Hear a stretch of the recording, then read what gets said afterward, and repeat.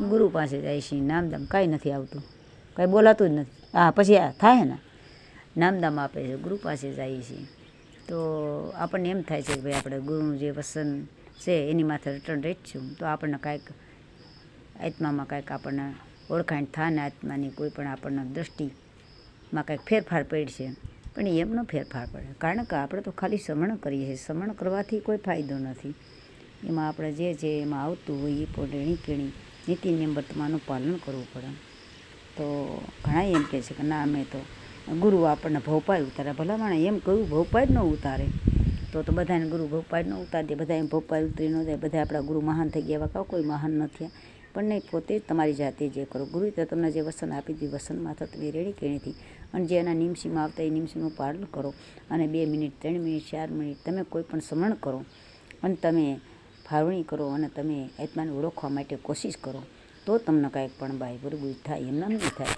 એમના તો ગુરુના વસન લઈને ઘણાય બાપા ગુરુનું બાપા વસન દીધું. ગુરુ નામના વિરાશે એમને દીધા છે ગુરુએ સમરણ, અને એનું અમે સમરણ કાયમ કરીશું. એ સમરણનું કાંઈ ના આવે.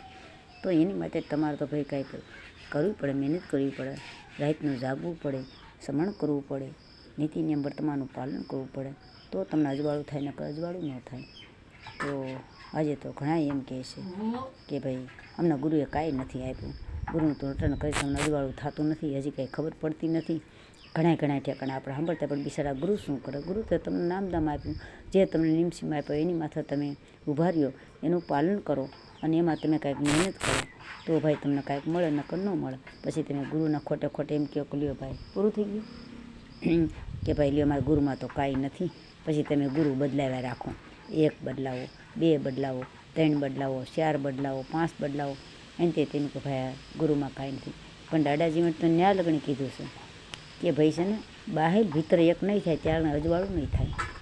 મૂળ મથન કલર તારે કાંઈ ન બેઠો એ કીર્તા નીજ કહેતા દેહ નાયતનો કહેતા ગુરુ. તો ભાઈ તમે બાહિર ફાફા શા માટે મારો છો? તમે અંદર જ ગોતો, અંદર તમે ખોવાઈ ગયું છે એને ગોતો.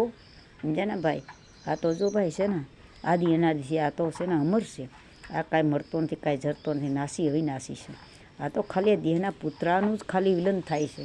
આમાંથી આમાં, આમાંથી આમાં, આમાંથી આમાં. આ લક્ષ રાશિનું ચક્ર એ કહેવામાં આવ્યું છે.